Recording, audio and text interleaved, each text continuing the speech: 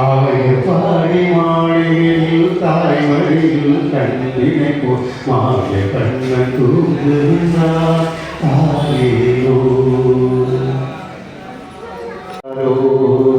ஆயப்பாடி மாளிகையில் தாய்மடியில் கண்ணினை போல் மாய கண்ணன் தூங்குகின்றார் தாயேனோ. பின்னலிட்ட கோவியரின் கண்ணத்திலே கண்ணமிட்டு மன்னன் போல் அந்த மந்திரத்தில் அவர் உறங்க மயக்கத்திலே இவர் உறங்க மண்டலமே உறங்குதம்மா ஆராரோ மண்டலமே உறங்குதம்மா ஆராரோ.